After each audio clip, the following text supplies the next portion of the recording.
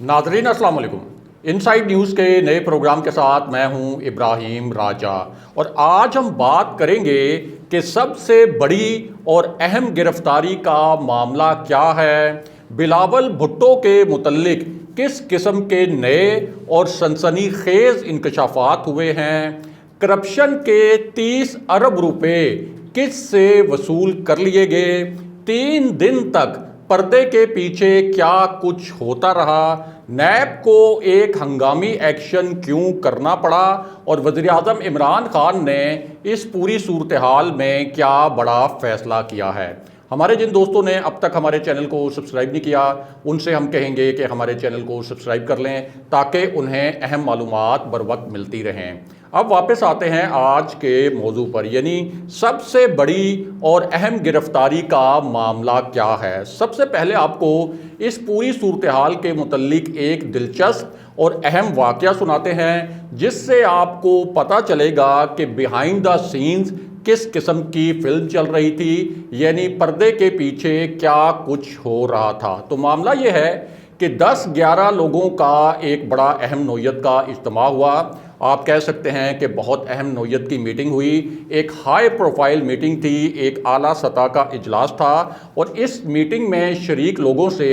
एक बहुत ही ख़ास मामले पर तजावीज़ मांगी गई थी और सबको कहा गया था कि आपने अपनी जो तजावीज़ हैं वो मुकम्मल करके यहाँ आना है और कंप्रीहेंसिव ब्रीफिंग होगी इस पूरे मामले पर। अब जो तजावीज़ आईं मुख्तलिफ़ लोगों की जानिब से, उन तजावीज़ की रोशनी में एक बहुत ही अहम और कलीदी फ़ैसला किया गया। इस इजलास में कौन कौन शरीक था, इस इजलास में किसने क्या तजवीज़ पेश की और क्या बहुत बड़ा फ़ैसला किया गया, उसकी पूरी तफसील भी बताते हैं और साथ ही आपको ये भी बताते हैं कि एक बहुत ही अहम गिरफ्तारी का मामला क्या है। तो कहानी ये है कि बिलावल भुट्टो के दौरा अमेरिका के मुतल्लिक अब कुछ नए और धमाका खेज किस्म के इंकशाफात हुए हैं। पहले तो ये तासुर बनाया गया था कि वज़ीर आज़म इमरान खान ने जिस तरह से मुल्की मफाद को मुकद्दम रखते हुए एब्सलूटली नॉट जैसा जवाब दिया अमेरिका को फ़ज़ाई अड्डों के मामले पर,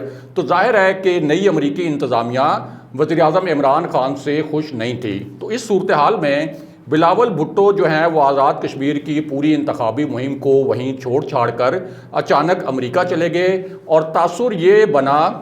खुद हुकूमती रहनुमाओं की जानिब से भी कि बिलावल भुट्टो असल में अपना CV लेकर गए हैं अमेरिका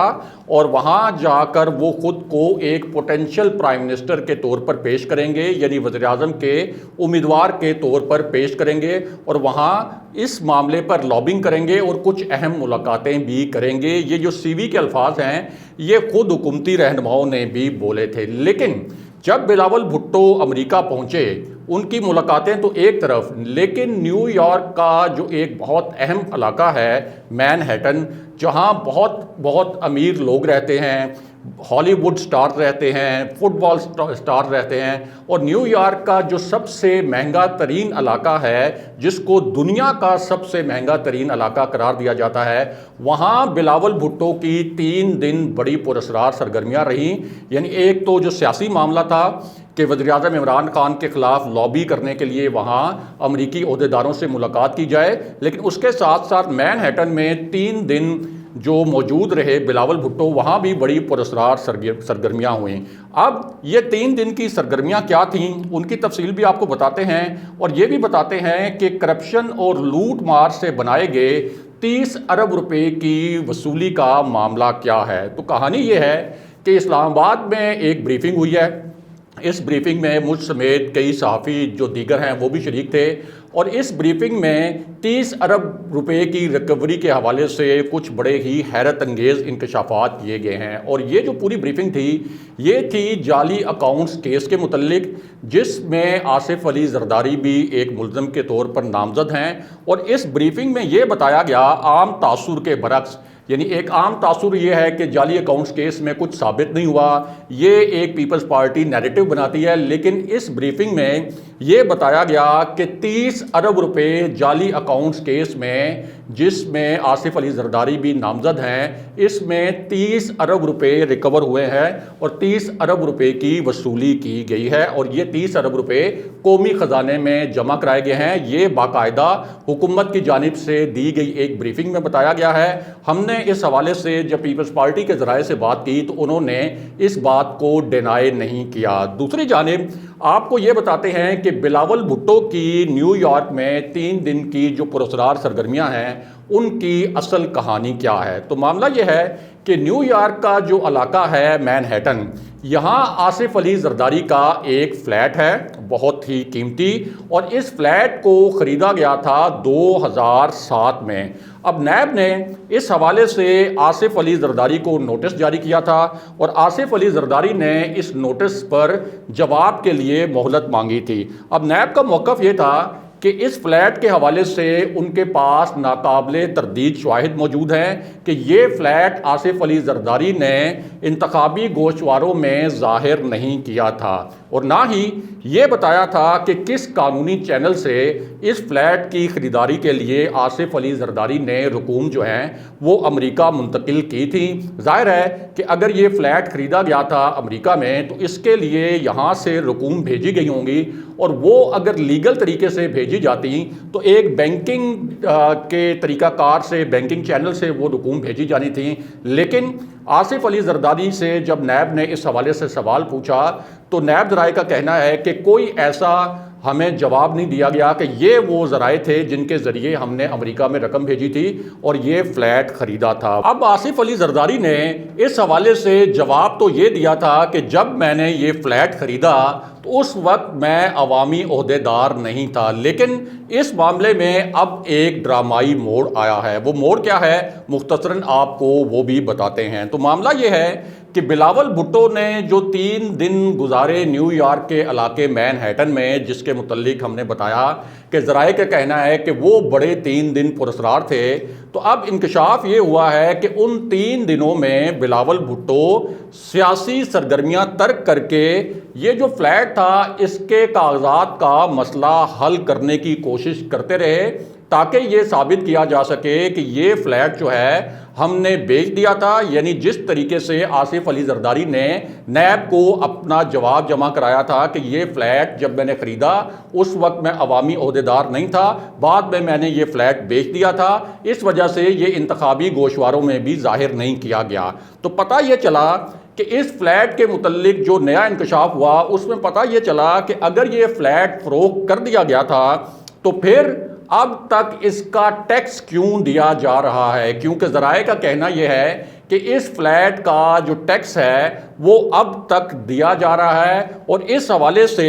جو آصف علی زرداری کی ایک تو وہ جو 30 ارب روپے کی ریکوری ہوئی، اور اب یہ جو فلیٹ کے معاملے میں نئی پیش رفت ہوئی ہے، تو نیب ذرائع جو ہیں وہ بڑے ہی دعوے کر رہے ہیں۔ وہ دعوے کیا ہیں وہ آپ کے سامنے رکھتے ہیں۔ نیب کا یہ کہنا ہے کہ ایک تو آصف علی زرداری کے خلاف منی لانڈرنگ کا کیس بنتا ہے اس فلیٹ کے حوالے سے کہ آپ نے ہمیں یہ نہیں بتایا کہ کس قانونی ذریعے کے سے آپ نے یہ جو رقوم تھی یہ آپ نے منتقل کی تھی امریکہ، جس سے آپ نے فلیٹ خریدا۔ دوسرا، آپ نے یہ جو کہا کہ میں نے یہ گوشواروں میں اس لیے نہیں ظاہر کیا کہ اس وقت میں عوامی عہدیدار نہیں تھا، لیکن جو ڈاکومنٹس جو اب نیب کے ہاتھ لگے ہیں وہ کچھ اور ہی کہانی اس وقت بیان کر رہے ہیں، اور نیب یہ کہہ رہا ہے اس وقت جو نیب کے ذرائع ہیں کہ اس حوالے سے اب اتنے ناقابل تردید اور ٹھوس شواہد نیب کے پاس موجود ہیں کہ آصف علی زرداری کی جو گرفتاری ہے وہ بالکل یقینی نظر آ رہی ہے اس کیس میں بھی۔ دوسری جانب ایک اور اہم معاملے سے آپ کو آگاہ کرتے ہیں، یعنی جس اجلاس کا ہم نے آپ سے ذکر کیا تھا کہ ایک ہائی پروفائل اجلاس ہوا اور اس اجلاس میں کچھ تجاویز پیش کی گئی تھیں، جس کے بعد ایک بڑا فیصلہ کیا گیا، اور وہ جو اجلاس تھا وہ براہ راست پرائم منسٹر عمران خان نے چیئر کیا تھا، یعنی وزیر اعظم عمران خان کی زیر صدارت اجلاس ہوا تھا یہ. اس میں گورنر سندھ اور جو دیگر سندھ کی تحریک انصاف کی قیادت ہے اور جو اسلام آباد میں مرکزی قیادت ہے تحریک انصاف کی وہ بھی شریک تھی. تو اس میں تجاویز یہ لی گئیں کہ تحریک انصاف سندھ کے اندر خود کو کیسے منظم کرے، کیونکہ ایک پورا پلان بنایا گیا ہے کہ 2023 کے الیکشن میں تحریک انصاف نے سندھ میں جانا ہے، منظم کرنا ہے اپنے آپ کو. 2023 کے الیکشن میں ایک الائنس کے ذریعے سندھ میں بھی حکومت بنانی ہے. دوسرا، اس پوری میٹنگ میں یہ بھی ڈسکس ہوا کہ ایک تو جو 30 ارب روپے کی ریکوری ہوئی وہ معاملہ بھی زیر بحث آیا. اس کے ساتھ ساتھ یہ جو فلیٹ والا معاملہ تھا، یہ فلیٹ والا معاملہ بھی زیر بحث آیا اور اس کے اوپر ایک بریفنگ بھی دی گئی کہ کس طرح سے آصف علی زرداری نے اس فلیٹ کے معاملے کو چھپا کر رکھا تھا. تو اس حوالے سے اب ذرائع کا یہ کہنا ہے کہ ایک تو وزیر اعظم عمران خان نے یہ فیصلہ کیا ان تجاویز کی روشنی میں کہ ہم نے بالکل سندھ میں جانا ہے اور سندھ میں حکومت بنانے کی کوشش کرنی ہے جو ہمارا ایک الائنس ہوگا. دوسرا، انہوں نے کہا کہ آصف علی زرداری کے خلاف جو مقدمات ہیں، جو بلاول بھٹو بھی ایک نیب کے کیس میں نامزد تھے، ان کیسز کو وہ منطقی انجام تک پہنچتے ہوئے دیکھنا چاہتے ہیں، کیونکہ 2023 کے الیکشن میں سندھ سے